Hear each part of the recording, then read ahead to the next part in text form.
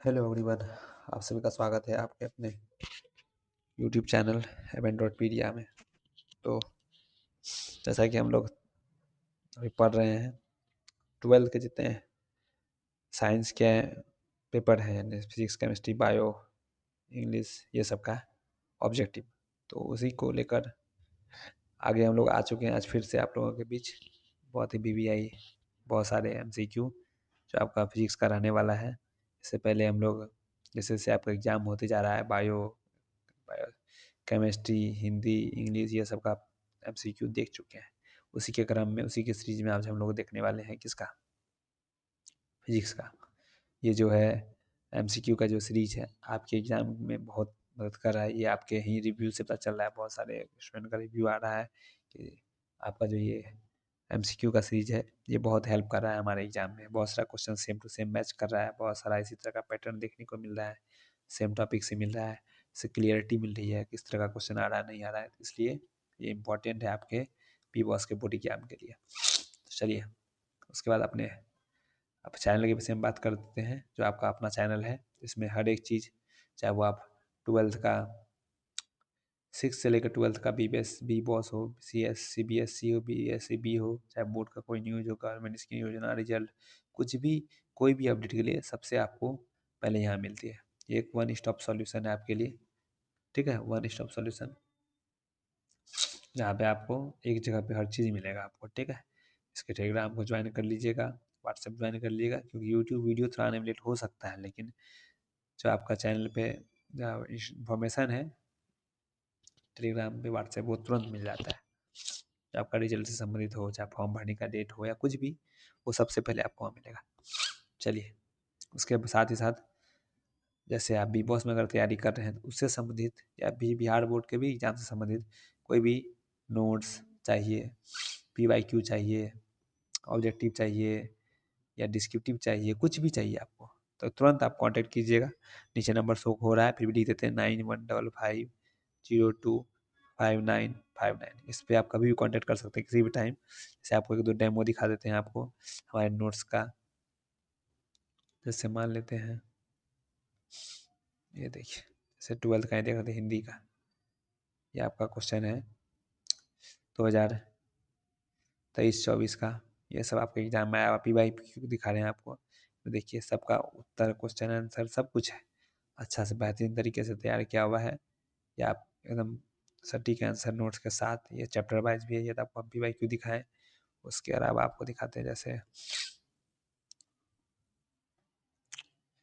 भी बहुत संबंधित है ना आपका 10th का, 10th में होंगे BBI MCQ question paper, 12th में वही है सब्जेक्ट वाइज। जैसे आपको मान लेते हैं बायो का ही चाहिए नोट्स, देखिए चैप्टर बाय चैप्टर एक एक करके नोट्स है, हिंदी इंग्लिश दोनों मीडियम में, जैसा चाहिए वैसा मिल जाएगा आपको, सब कुछ अवेलेबल है। तो तुरंत कांटेक्ट कीजिए नंबर पे, ठीक है। चलिए अब चलते हैं हमारे क्लासेस की ओर। जो क्लास जितने बच्चे हैं पूरा ध्यानपूर्वक देखेंगे, पूरा लास्ट तक देखेंगे वीडियो को। ज़्यादा मैं डिस्क्राइब नहीं करूँगा क्योंकि समय आपको ज़्यादा लग जाएगा। जब चैप्टर बाय चैप्टर एक एक करके डिस्क्राइब करके पढ़ेंगे उसके अलग से क्लासेस चलती रहेगी। आप एक बार चैनल को ज्वाइन कर लीजिए, साथ ही साथ हमारे चैनल पर विश्वास रखिए, आपको हर एक तैयारी करवाई जाएगी हर एक चीज़ की। बाकी अभी फिलहाल हम लोग इम्पोर्टेंट जो BBI MCQ है वो देखने वाले हैं, क्योंकि आपका जितने बच्चे का एग्ज़ाम है उसके लिए तो ये रामबाण साबित होने वाला है ये। चलिए स्टार्ट करते हैं पहले क्वेश्चन से। जो आपका पहला क्वेश्चन है, परावैद्युतांक यानी परमिटिविटी का SI मात्रक। तो इसका SI मात्रक क्या होता है? इसका SI मात्रक होता है C2n-1 मीटर पर मीटर स्क्वायर, यानी हो गया एक तरह से, मान लीजिए ये एक तरह से क्या है, फैरेड पर मीटर है, फैरेड पर मीटर है। उसी को हम लोग जब लिखते हैं ये इसमें डायमेंशन में, तो इस तरह से आता है C2n/-1 और पर मीटर स्क्वायर, ठीक। सीधा उत्तर हो गया इसका क्या, D नंबर। चलिए अगला क्वेश्चन की ओर चलते हैं, अगले क्वेश्चन की ओर। एक का हो गया D। दूसरा, आवेशित संधारित्र कि दोनों पट्टियों का कुल आवेश का योग कितना होता है, यानी मान लीजिए प्लस क्यू और माइनस क्यू, तो sum of charges on two plates of charge capacitor, इसका मैंने plus Q minus Q 2 point ले लेते हैं, तो दोनों का सम कितना होगा, 0 होगा। ये साफ है, दिख रहा है आपको, समझ में आ रहा होगा। धारावाही चालक के अंदर इलेक्ट्रॉनों की गति होती है कैसी, इलेक्ट्रॉन की गति कैसी होती है, हिंदी में समझ थोड़ा कम आ रहा है, इंग्लिश देख सकते हैं। अपवाही यानी ड्राफ्टिंग, जो आपका ड्रिफ्ट वेलोसिटी से आता है, ड्रिफ्टिंग, ठीक है।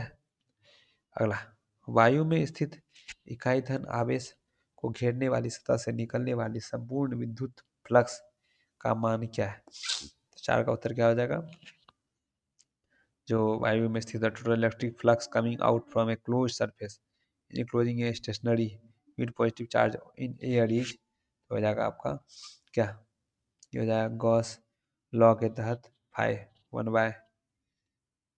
बाय जो है अल्फा 0, ठीक है, फ्लक्स का 0, ये ऊपर जाएगा तो माइनस हो जाएगा, यानी बी नंबर उत्तर, ठीक। अगला, बिंदु आवेश से 5वां क्वेश्चन क्या है आपका, इसमें जो हम लोग टोटल 70 से 80 एमसीक्यू को देखेंगे, इस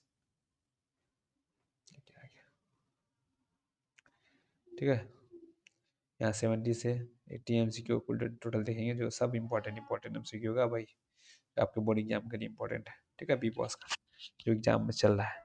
तो आप लोग एग्जाम से पहले कम से कम ये पूरा एमसीक्यू देख के जरूर जाइएगा, हो सकता है ऐसे बहुत मैच कर जाए, ठीक। चलिए 5 का बी, बिंदु आवेश से आर दूरी पर विद्युत विभव का मान क्या होगा, तो ये क्या होगा, ये आर के इनवर्सली प्रोपोर्शनल होगा, यानी व्यत्क्रमानुपाती होगा, व्यत्क्रमानुपाती। अगला 6 का उत्तर क्या हो जाएगा, 64 समरूप बूंदे जिनमें प्रत्येक की धारिता इतना है, तो मिलकर एक बड़ी बूंद बनाती है, तो बड़ी बूंद की धारिता कितनी होगी, ये कितना हो जाएगा, 64 जो समरूप बूंद एक जैसा था, उसमें प्रत्येक की धारिता कितना है, 5 यूएफ, तो ये मिलकर एक बड़ी बूंद बनाएगी, तो बड़ी बूंद बनाएगी जिसका कितना हो जाएगा, इसका बड़ा जो मान लेते हैं ये सम जो भी है, बड़ा वाला फॉर्मूला क्या होता है इसमें, इसमें हो जाता है 1/3 गुना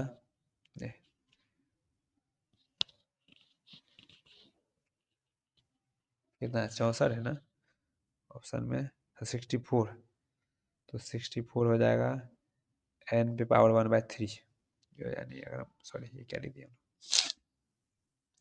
नंबर निकालने के लिए इसका क्या होता है n पावर 1/3, यानी 64 का n पावर 1/3 कितना हो जाएगा, सीधा √3, तो 64 का कितना हो जाएगा 4 हो जाएगा, तो निकालना है 5 का, तो वो 5 × 4 हो जाएगा टोटल 20। चलिए अगला, विद्युत क्षेत्र में रेखाओं से जानकारी प्राप्त होती है किसका, 7 का उत्तर क्या हो जाएगा, इनमें सभी, क्षेत्र की शक्ति का, दिशा की, आवेश की प्रकृति, यानी इनमें सभी। और धातु के आवेशित गोले के पृष्ठ से गोले के केंद्र की ओर जाने वाले पर वैद्युत क्षेत्र, यानी on moving from the surface of charge metallic sphere to the centre of sphere the electric field, ये क्या होगा, डिक्रीज होगा, इंक्रीज होगा, या remain same as the surface, या फिर 0 एट ऑल प्लेस, इसका उत्तर है 0 एट ऑल प्लेस होगा। विभव मापी से मुख्यतः क्या मापी जाती है, तो ये आप लोग जानते होंगे, 10th क्लास में ही पढ़े होंगे अच्छे से, इसमें क्या विभवांतर यानी पोटेंशियल डिफरेंस मापते हैं। अगला 10वां क्वेश्चन क्या है, अगर दो आवेशों के बीच की दूरी बढ़ाई जाती है तो उनके वैद्युत स्थैतिक ऊर्जा यानी स्टैटिक एनर्जी जो होता है चार्जेस, वो क्या होगा, यानी when the separation between two charges is increase the electric potential energy of the system of charge, की क्या होगा, 10 का उत्तर ये हो जाएगा क्या, घट भी सकती है बढ़ भी सकती है, दोनों हो सकता है। 11, एक तार का प्रतिरोधक आर है, ठीक, प्रतिरोध आर है, उसे खींचकर व्यास आधा कर दिया जाता है, तो तार की प्रतिरोध क्या होगा, आप जानते होंगे, जो है तार का प्रतिरोध ये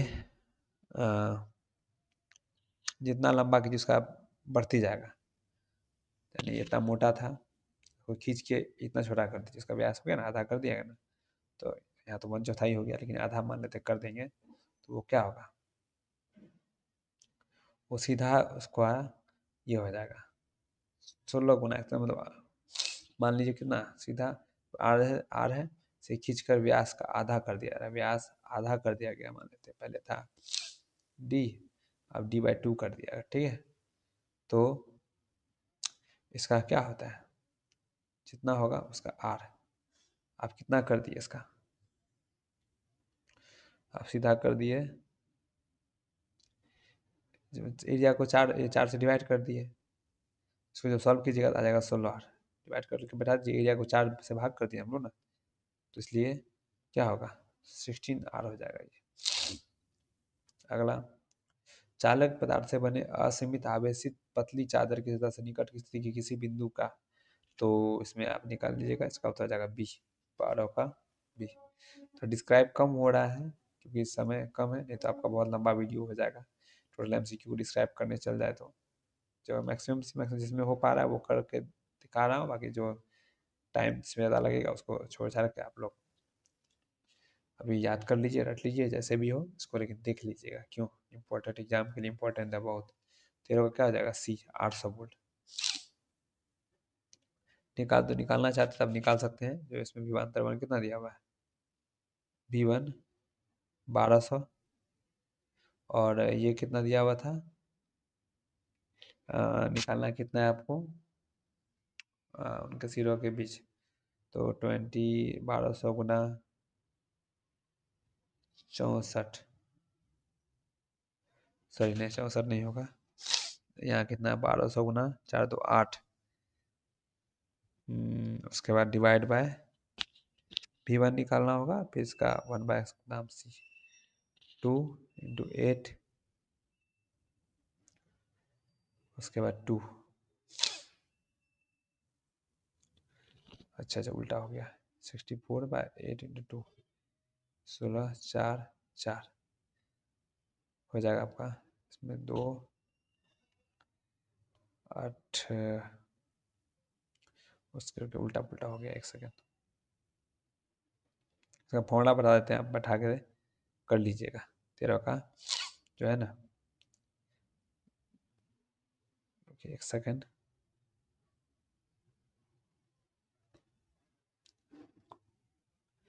थर्टीन का उत्तर हो जाएगा, जैसे कैसे इसको कीजिएगा सॉल्व, ओके फिर से आपसे बता देते हैं। मान लीजिए निकालना हम लोग क्या, उनके सिरों के बीच विभवांतर निकालना है, ठीक, ये हो जाएगा 2f,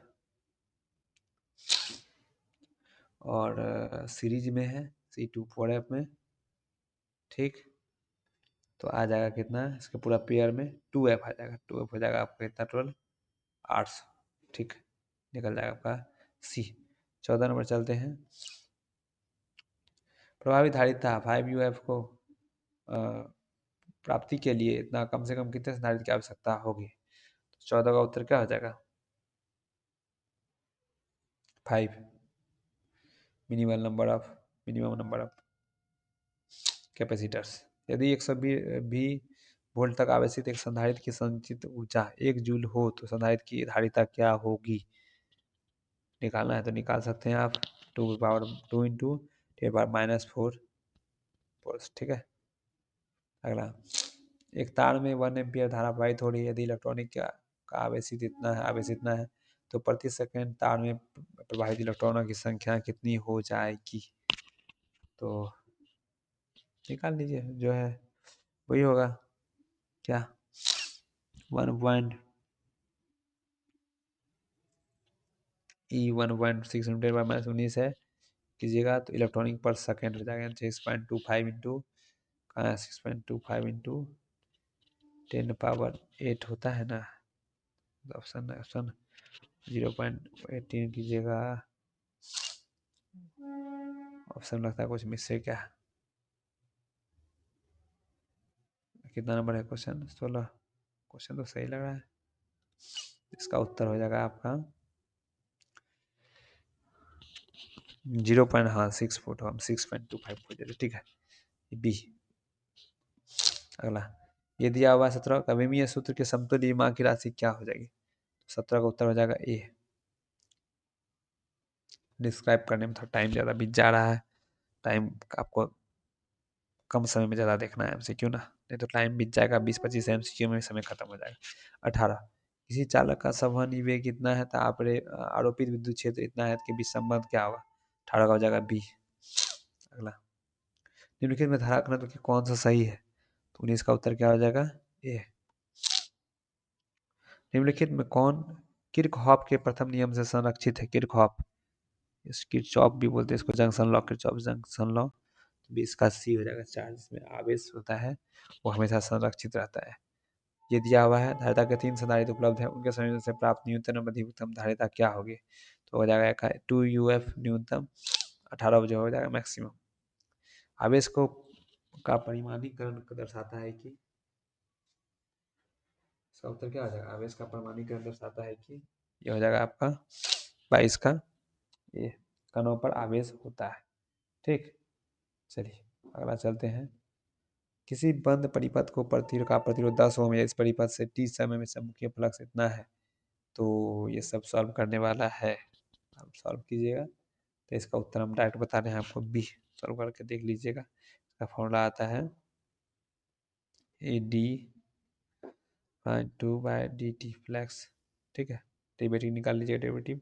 उसके बाद I इक्वल टू E/R, इससे निकल जाएगा आपका 0.2। विद्युत परिपथ की किसी बिंदु पर सभी धाराओं के बीजगणितीय योग क्या होता है? तो 24 का उत्तर हो जाएगा 0, ए। अगला, आवेश ए एवं बी दोनों एक दूसरे को आकर्षित करते हैं, तब बी सी एक दूसरे को आकर्षित करते हैं, तो तब ए और सी यानी ए बी सी एक दूसरे को सीधा आकर्षित करता है। तो 25 का उत्तर क्या होगा? प्रतिकर्षित करेंगे, क्या होगा? Will repel each other. किसी प्रतिवर्ती परिपथ में इतना दिया हुआ है, विभव इतना दिया हुआ है, तो परिपथ में शक्ति हानि कितनी होगी? इसको भी सॉल्व कीजिएगा, इसका हो जाएगा 0, डी। क्योंकि फेज डिफरेंस कितना है? 90, तो इसका इसलिए पूरा हो जाएगा 0। एक प्रत्यावर्ती धारा इतना है, धारा के मूल्य माध्य वर्ग का मान कितना होगा? 27 का उत्तर क्या हो जाएगा? 30 बी। अगला, दो आवेश Q को मिलाने वाली रेखा के बीच में एक आवेश Q रखा गया है, तो आवेशों की व्यवस्था में संतुलन के लिए Q का मान क्या होगा? तो 28 का उत्तर क्या हो जाएगा आपका? B, -Q/4। अगले क्वेश्चन की ओर चलते हैं। द्विध्रुवीय ध्रुवीय आधघूर्ण P इसमें दिया हुआ है एवं विद्युत क्षेत्र की तीव्रता के कोण बीच कोण का मान कितना होगा यदि ये है? तो द्विध्रुव स्थिर साम्यावस्था स्थिति में रहे जब, तो इसका मान होता है 0।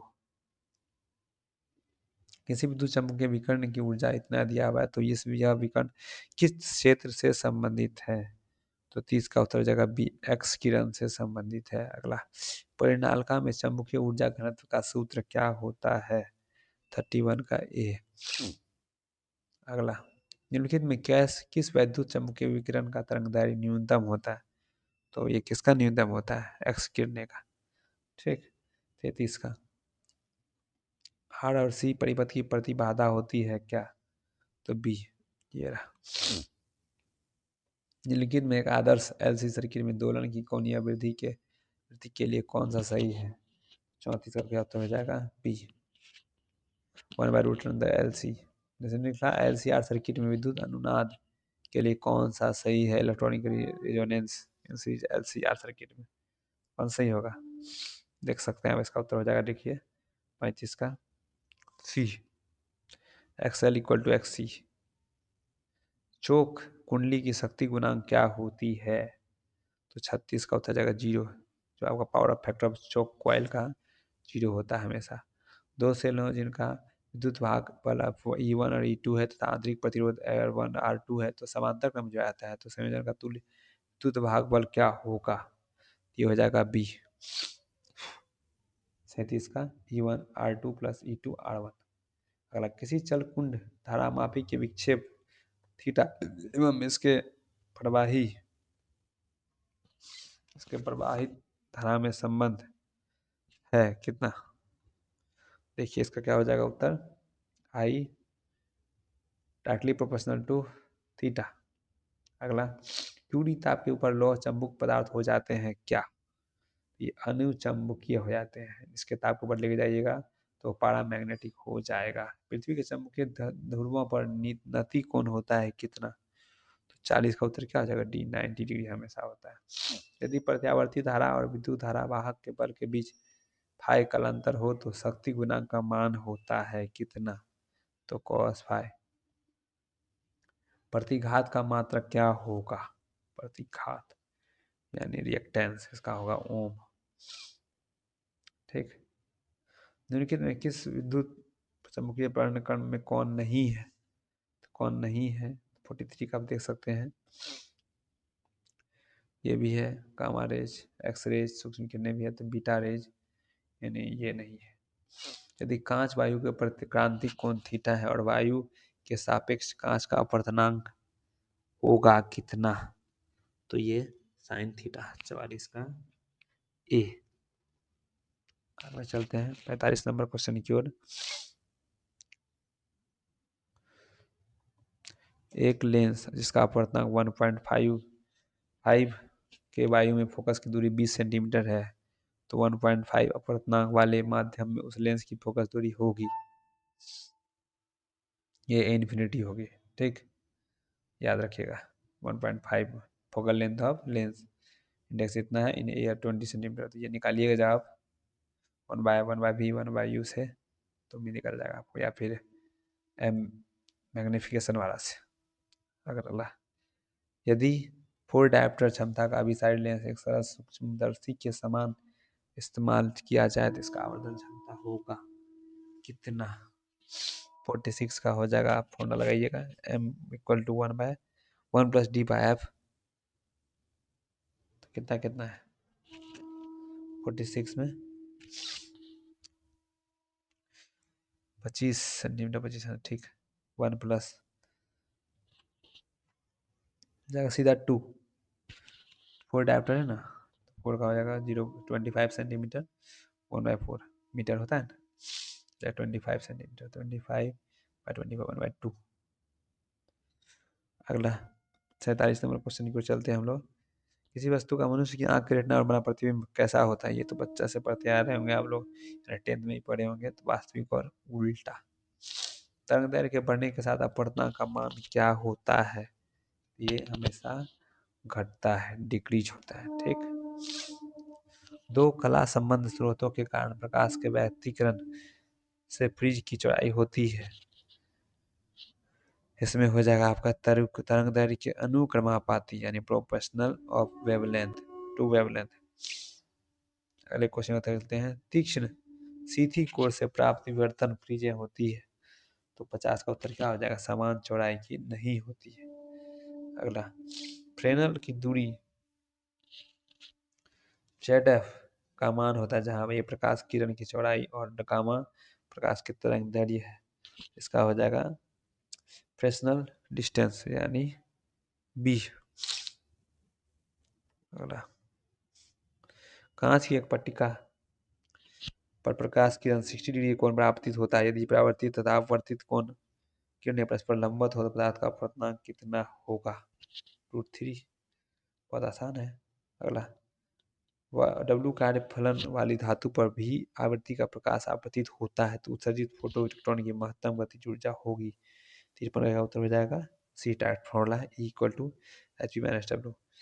ये जो आप क्वेश्चन देख रहे हैं, फिर से बता दें आपको, फिजिक्स का देख रहे हैं, VBI जितना भी ऑब्जेक्टिव है, वो बी बॉस का जो 12th का एग्जाम होने वाला है, ये तो आपका उसी के लिए बहुत इंपॉर्टेंट वेब ये सीरीज चल रहा है। ठीक है, ऑब्जेक्टिव का सीरीज जितने बच्चे देख रहे हैं, इसको ध्यानपूर्वक देखें, पूरा देखें, लास्ट तक देखें। चलिए, इसका हो गया सी।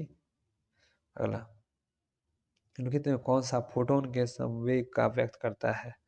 तो 54 का उत्तर क्या आ जाएगा? सी, h/λ। हाइड्रोजन के लिए बोर की स्थायी कक्षा की त्रिज्या r है, तो बोर की द्वितीय कक्षा की त्रिज्या क्या होगी? 55 का हो जाएगा D4r। ये कॉन्सेप्ट है बोर्स लॉ के अनुसार। ठीक है, 54 का हो जाएगा डी। किसी बिंदुवत स्रोत से परिमित दूरी पर तरंगाग्र होता है कितना? 56 का क्या हो जाएगा? ए, गोलाकार। निम्न में कौन शैथिल्य प्रदर्शित करता है? 57 का क्या होगा? बी, लौह चुंबकीय पदार्थ ये प्रदर्शित करता है। अगला 58 का, निम्नलिखित में से कौन राशि प्रकाश के अपवर्तन में नहीं बदलती है? तो 58 क्या उत्तर हो जाएगा? सी, आवृत्ति जो कभी भी उसके अपवर्तन में नहीं बदलती है, फ्रीक्वेंसी होती है।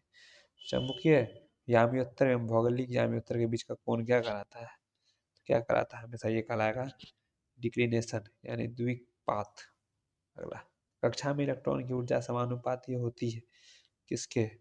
तो जेड स्क्वायर के समानुपाती होती है। ठीक है, energy of electron in orbit is proportional to. नाभिक के प्रति न्यूक्लियॉन औसत बंधन ऊर्जा होती है तो 61 का हो जाएगा आपका बी 8 MeV। अगला, दशमिक संख्या जो 8 पावर 10 है, नीचे 10 की द्विधारी संख्या होती है तो 62 का हो जाएगा। तो 1000 पे नीचे 2 बाइनरी नंबर ऑफ, अच्छा binary number of decimal number 8 10 ये हो गया। बाकी बाइनरी नंबर में 1 + 1 क्या होता है? ये बाइनरी नंबर 1 + 1 हमेशा 10 होगा, ना कि 2। लिखित में कौन OR गेट के बूलियन व्यंजक है? OR गेट के बूलियन व्यंजक कौन सा है? y = a + b। अगला, तेजी से चलने वाले बीटा किरणें हैं, ये क्या होते हैं? इसके बारे में आप जानते होंगे अच्छे से, ये क्या होता है? इलेक्ट्रॉन। अगला, निम्न में कौन घटनाएं प्रकाशिकीय तंतु में प्रयुक्त होता है? तो 66 का उत्तर क्या आ जाएगा? पूर्ण आंतरिक परिवर्तन। ये जो हमेशा होता है, ये फेनोमेना जो है ऑप्टिकल फाइबर में भी होता है। विच वन होता है following phenomena is used in optical fibre? क्या होता है? टोटल इंटरनल रिफ्लेक्शन काम करता है।